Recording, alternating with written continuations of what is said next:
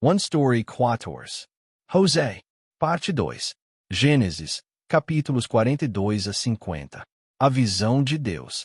A visão que está sendo cumprida através de José pertence a Deus, não a José. Não é um sonho que José planejou, pelo qual orou ou que preparou com sua própria força. É a visão de Deus, que ele está realizando por meio de José, a quem escolheu e separou, sem sequer precisar do consentimento de José. Por isso, visão é diferente de sonho. A diferença pode ser explicada da seguinte forma. Primeiro, diferem em quem a origina. Uma visão pertence claramente a Deus e será cumprida por Deus. O sujeito é Deus. Começa em Deus. Mas um sonho é algo que começa em nós, baseado em nossas experiências, capacidades e planos. Segundo, diferem em quem é o beneficiado. Uma visão é para o nome de Deus e para o povo de Deus. É algo que Deus dá à sua pessoa para seu propósito. Mas um sonho é para mim mesmo, minha família, meus negócios, meu ministério, algo centrado nas minhas coisas. O propósito final é diferente. Terceiro, diferem na natureza de dar o nosso melhor. Quando buscamos uma visão, mesmo ao darmos o nosso melhor, fazemos isso segundo o caminho de Deus, porque é para Deus e para seu povo.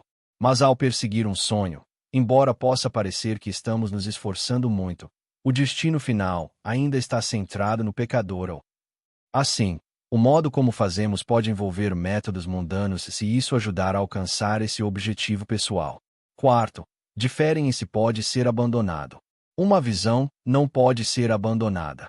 Ela vem do Deus perfeito que transcende passado, presente e futuro. Ele já detém a vitória final e o desfecho completo. Porque Ele é quem a dá, e Ele é quem a realiza, não podemos desistir dela. Mas um sonho, porque começa conosco e é centrado em nós, pode mudar com as circunstâncias, e no final, pode até ser abandonado. Quinto, diferem em se pode ser conhecido desde o início. Uma visão, por vir de Deus, não pode ser conhecida ou compreendida desde o início. Talvez possamos reconhecê-la mais tarde, ao olharmos para trás, mas não podemos conhecê-la desde o começo. Por isso, a visão é uma jornada de fé. Mas um sonho começa em nós. É uma imagem que nós mesmos desenhamos. Assim, já sabemos para onde está indo. E se sentirmos que isso não vai funcionar, simplesmente mudamos. Neste momento, José não está seguindo seu próprio sonho. Ele está recebendo a visão de Deus e sendo usado como instrumento de Deus. Essa visão é algo que Deus iniciou. Está sendo realizada para o nome de Deus. Se José é capaz ou incapaz, não importa. Seu melhor será revelado. E não importa a situação que enfrente, ele não pode desistir. Desde o início até o meio, mesmo até o fim, José não conhecia o conteúdo ou o resultado da visão que Deus lhe dera através daqueles sonhos. A cada dia, a cada momento, ele dava um passo de cada vez. E apenas no tempo de Deus, ao olhar para trás, ele pôde ver e entender a jornada que havia trilhado. José se torna escravo. José foi vendido por seus irmãos, e Potifar, o capitão da guarda do faraó no Egito, o comprou. A condição de José era claramente a de um escravo estrangeiro, vendido em uma terra estranha. No entanto, Potifar viu que o Senhor estava com ele. E mesmo em uma situação que parecia de total desespero, José não se entregou ao desânimo. Ele cumpriu suas responsabilidades com todo o empenho. Isso não significa que José não tenha sentido dor ou desespero. Quando foi vendido por seus irmãos, ele suplicou com angústia e implorou por sua vida. Mas o Senhor que estava com ele, o sustentou. Deus preserva o coração e a mente do seu povo com paz, mesmo nos vales mais sombrios. Ele os envolve no feixe da vida. Davi confessou: ainda que eu ande pelo vale da sombra da morte, não temerei mal algum, porque tu estás comigo. O apóstolo Paulo também declarou: e a paz de Deus, que excede todo o entendimento, guardará o coração e a mente de vocês em Cristo Jesus. O Senhor de José, Potifar, viu que o Senhor estava com ele e que o fazia prosperar em tudo o que realizava. Por isso, colocou José como administrador de sua casa. E então, por causa de José, o Senhor abençoou toda a casa de Potifar. Agora, o motivo pelo qual Deus enviou José ao Egito começa a se revelar. Através de José, e por causa de José, outros começam a ver a Deus e a receber bênçãos vindas dele. O caminho até a prisão. José havia passado por uma porta, mas ele não estava no controle. Não foi por sua bondade ou justiça que superou a escravidão no Egito. Precisamos enxergar que é Deus, o único que comanda tudo, quem está conduzindo cada passo. E agora, José precisa ir para a prisão. Há outra obra que precisa ser preparada ali. Certo dia, a esposa de Potifar repara em José, que era forte e bonito, e tenta seduzi-lo. Naquele tempo, a relação entre senhor e escravo não era entre duas pessoas, mas entre proprietário e posse. Mesmo sendo o administrador da casa, José ainda era um escravo. Era comum que senhores se aproveitassem das escravas, e também que senhoras o fizessem com os escravos. Mas José recusou o convite dela. E não recusou apenas uma vez. Ele resistiu, dia após dia. Evitava até, mesmo ficar sozinho com ela. E havia apenas um motivo. Como poderia eu cometer algo tão perverso e pecar contra Deus? Assim, José vai parar na prisão. Ele poderia ter cedido, como tantos outros fariam naquela posição. Poderia ter se misturado. Mas José fez de Deus o padrão de sua vida. Provavelmente, ele aprendeu isso com Jacó, que havia experimentado profundamente o Deus que vê todas as situações e traz o fruto apropriado a seu tempo. No fim, quando a esposa de Potifar percebe que não conseguiria o que queria, ela acusa José falsamente. Segundo suas palavras, José deveria ter sido morto. Mas Potifar, que conhecia bem sua esposa, em vez disso, envia José à prisão onde ficavam os prisioneiros do rei. José ainda não podia morrer. José se torna prisioneiro. José foi enviado para a prisão.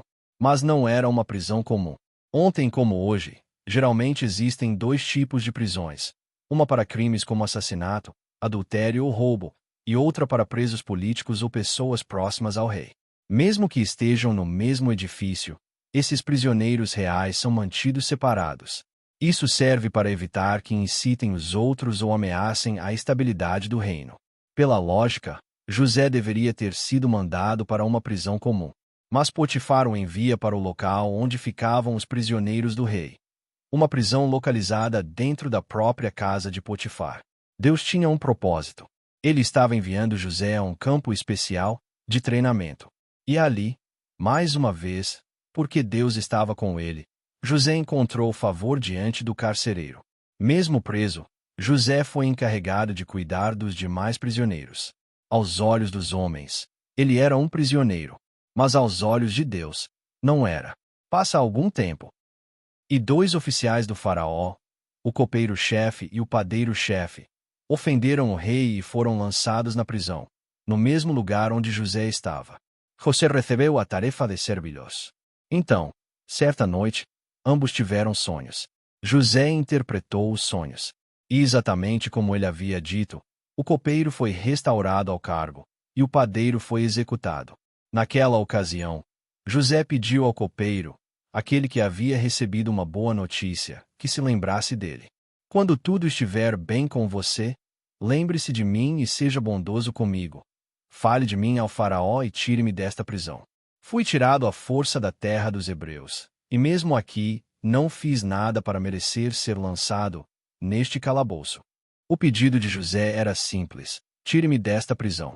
Naquele momento, ele ainda não sabia porque havia sido vendido como escravo, arrancado dos braços de seu pai por seus próprios irmãos e levado ao Egito. Não entendia por quê, mesmo sendo fiel, e não pecando contra Deus nem contra homem algum, tinha sido lançado naquele calabouço. Mas nós sabemos. Sabemos que José estava trilhando o caminho que aponta para Jesus, aquele que também seria falsamente acusado, perseguido sem culpa, lançado à morte e ao túmulo, para depois ressuscitar. E a Bíblia nos diz que o copeiro, depois de restaurado, esqueceu-se completamente de José. A partir do dia em que o copeiro voltou ao palácio, José provavelmente esperou todos os dias pela sua libertação. Com certeza se barbeava, trocava de roupa e esperava. Mas ainda não era o tempo de Deus para tirá-lo da prisão. O lugar onde José estava confinado, onde ficavam os prisioneiros do rei, era onde estavam os ex-oficiais do alto escalão. Homens que um dia exerceram influência na política, economia, exército e leis do Egito. Homens que caminharam ao lado do rei, mas que, num instante, perderam tudo e agora esperavam pela morte. Em tempos de monarquia absoluta, isso acontecia com frequência. Para esses homens, um jovem estrangeiro fiel, educado e íntegro como José, que o servia dentro da prisão, devia ser um grande consolo. E assim, dia após dia, eles conversavam com José.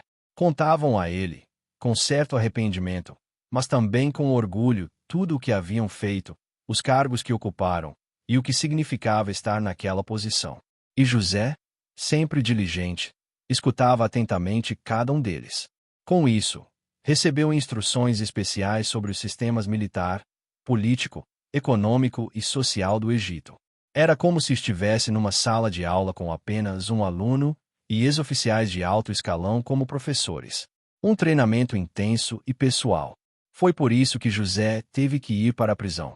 E foi por isso que ele precisou permanecer lá por mais tempo. Embora não fosse criminoso, para se tornar alguém preparado para a visão de Deus, ele precisava passar por tempos e razões que ele mesmo não conseguia entender. E assim, mesmo depois que o copeiro-mor foi restaurado ao seu cargo, José ainda permaneceu na prisão por mais 2 anos. Sim, era porque ele seria o primeiro-ministro da nação mais poderosa daquele tempo, o Egito.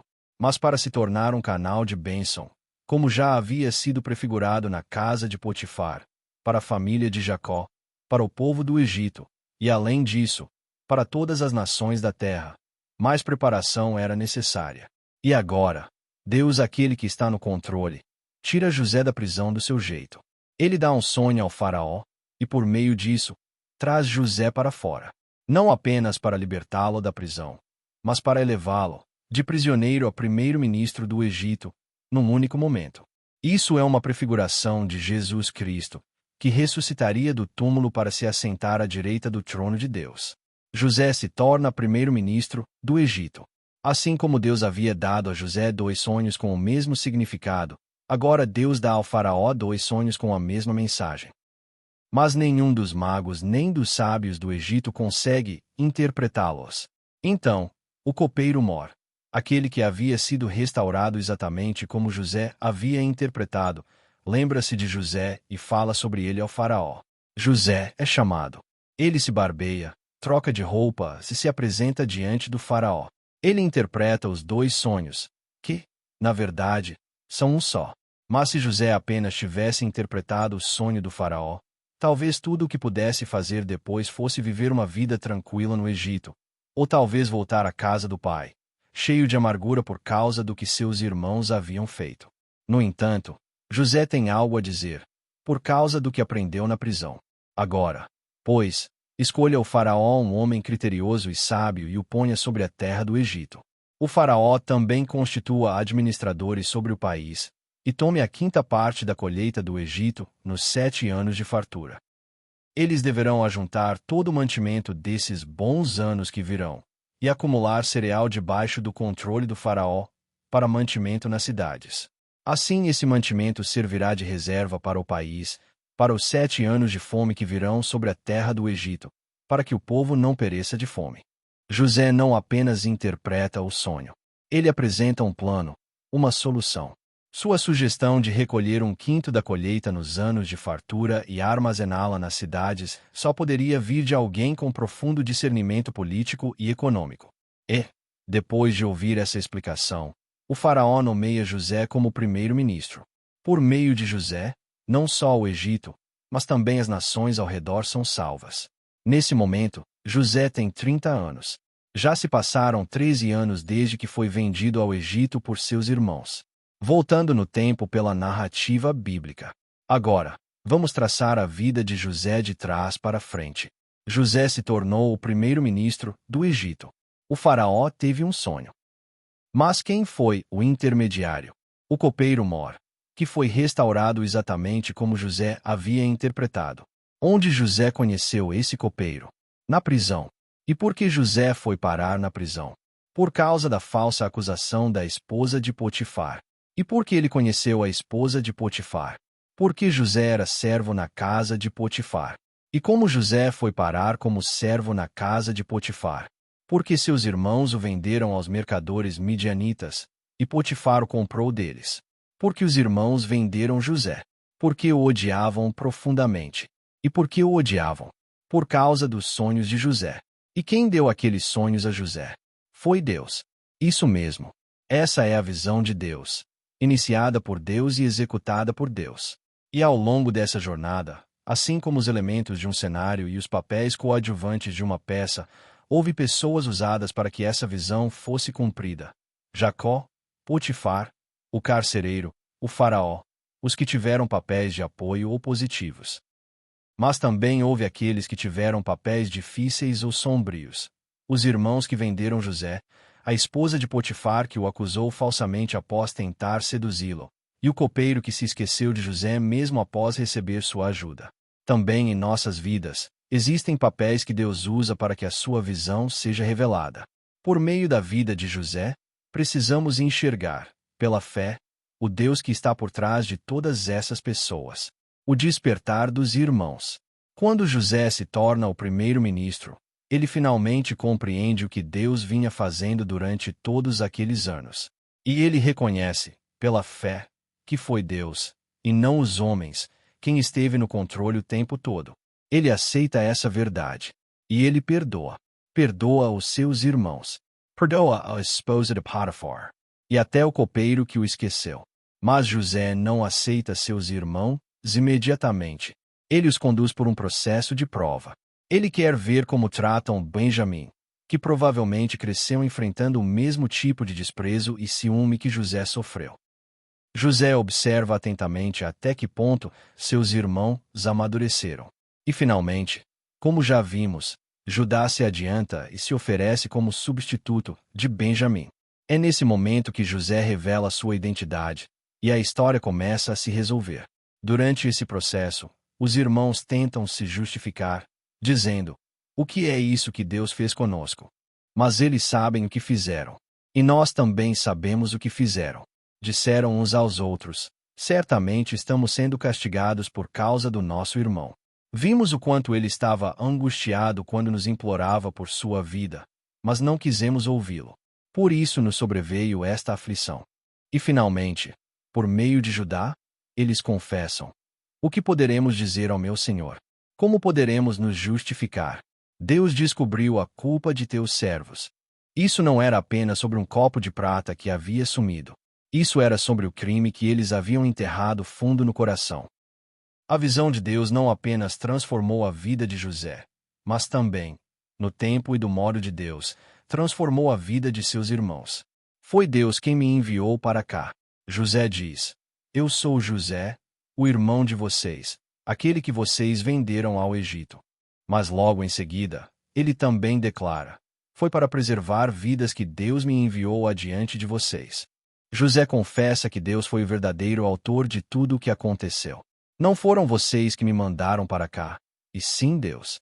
Ele me tornou conselheiro do faraó, senhor de toda a sua casa e governador de todo o Egito. Não foram seus irmãos. Foi Deus. Por meio da vida de José, nós também devemos reconhecer essa verdade em nossas próprias vidas.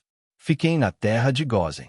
José já havia passado 22 anos no Egito, como escravo, como prisioneiro e como primeiro-ministro. Ele conhecia bem o esplendor do Egito. Mas Deus já havia dito a Abraão, a Isaque e a Jacó, repetidas vezes, que o Egito não era o lugar para se estabelecer. Era um lugar de onde deveriam sair um dia. O Egito não era o destino final. Era o ponto de partida para o êxodo. Por isso, desde o princípio, José orienta seus irmãos a se instalarem na terra de Gósen, quando chegarem ao Egito. Não era porque Gósen fosse um lugar especial, mas porque permitiria que eles vivessem separados da vida luxuosa do Egito. Essa separação será um tema recorrente mesmo depois do êxodo e ao longo da vida em Canaã. José em descanso. O tempo passa novamente. Depois que Jacó passa 17 anos no Egito com José, Ele morre. E mais tempo se passa. 54 anos depois da morte de Jacó. Jacó morreu quando José tinha 56 anos. Agora, ao se aproximar da morte, José tem 110 anos. A Bíblia menciona brevemente esses 17 anos que José viveu com Jacó no Egito e se concentra na bênção e na morte de Jacó. E sobre os 54 anos após a morte de Jacó, a Escritura permanece em silêncio. Isso mostra que a Bíblia nunca foi escrita para exaltar o quanto José se tornou poderoso no Egito ou quanto desfrutou de sua prosperidade. José recebeu a visão de Deus, viveu uma vida alinhada com essa visão, cumpriu seu chamado, assim como Abraão, Isaque e Jacó. Deixou um pedido final: não deixem meus ossos no Egito. Levem-nos com vocês. José também testemunhou com sua vida que era um peregrino nesta terra. A história do zelo de Deus, revelada por meio de Abraão, Isaque, Jacó e José, mostra como o povo de Deus deve viver neste mundo. E agora, essa mesma história do zelo de Deus continua, quando ele começa a agir por meio de uma nação, Israel, começando pelos 12 filhos de Jacó.